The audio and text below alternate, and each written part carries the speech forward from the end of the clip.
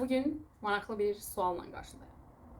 Səncə sevgidə qürur olarmı, yoxsa qürur olmazmı?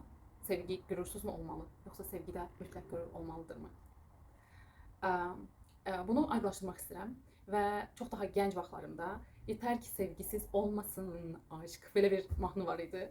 O zaman deyəsən bunu Emre Aydın'dan eşitmişdim, yoxsa başqasından dəqiq xatırlamıram, amma bu günlərdə bu mahnı qarşıma çıxdı.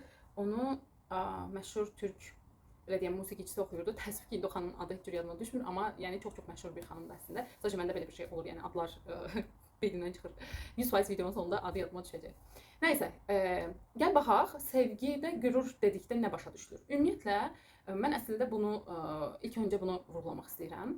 Bəzən insanlar qüruru hörmət və dəyərlə qarşılamış ola bilərlər. Yəni məsələn deyək ki, sən bir qarşı cinslə münasibətdə olarkən o insan səni təhqir eləyir, səni incidir, səni başqa insanların qarşısında hörmətdən salacaq davranışlar sərgiləyir ya da münasibətinizə zərər vuracaq birlikdə bir şeylər yaşayırsınız və sən o münasibətin içərisində özünü əslində yaxşı hiss etmirsən və yaxud da ki, kişi ola bilər, qadın ola bilər, fərqi yoxdur. Buna rəğmən sevgi qürursuz olmaz deyib o insana addım atırsan. Əslində burada o dediyimiz qürur bizim öz dəyərimizi və öz hörmətimizi göstərir.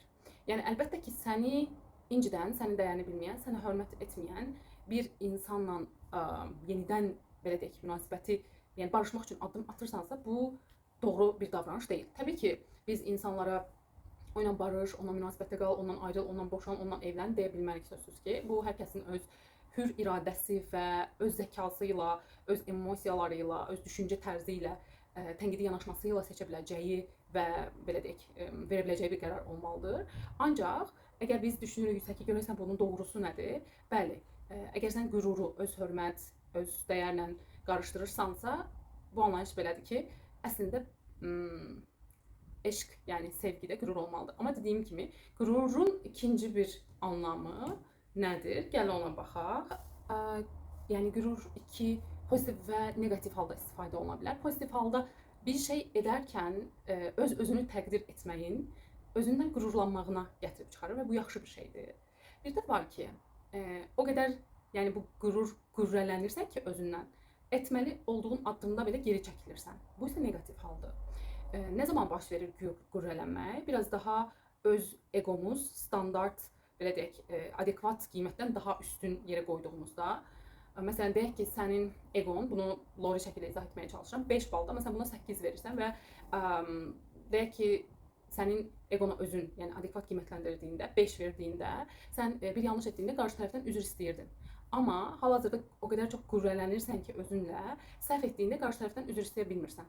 Bu artıq qürurun negativ şəkildə özünü göstərməsidir ki, bu yəni münasibətə, əslində bu mənada ki, münasibətə addım atmaqla bağlı bir şeydir və sənin bu keçirdiyin qürur hissi ona əngəl olur. Deyək ki, bir problem yaşamısınız və bu insan əslində normalda sənə hörmət edən, sevən, dəyər verən birisidir, amma aranızda bir anlaşmazlıq olub, bir-birinizi incitmisiniz ki, bu bütün münasibətlərin içərisində ola biləcəyi bir ehtimaldır və tamamilə təbii bir prosesdir. Və sən burada geri çəkilirsən ki, yox, qarşı tərəf addım atsın. Yəni mən ona addım atanammı? Mən niyə atmalıyam? O kimdir ki? Və s. kimi.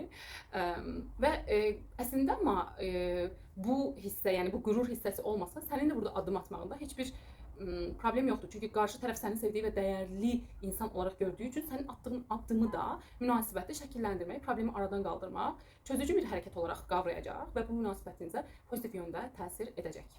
Bu səbəbdən də nə edirik? İlk öncə baxırıq. Yetər ki, qürursuz olmasın aşk cümləsində qürur mənim üçün nə ifadə eləyir? Qürrələnməkmi, yoxsa özümə hörmət, öz dəyər kimi anlayışlarda mı başa düşürəm? Əgər özünə hörmət, özləri anlayışlarında başa düşürsənsə, qarşı tərəf sənə bunun əksini hiss etdirdiyində, bəli, sən addım atmamalısan.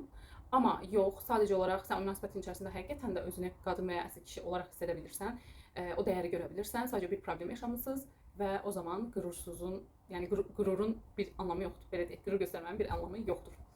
Belə, bunu da açıqlığa qovuşdurduq. Görüşmək üzrə.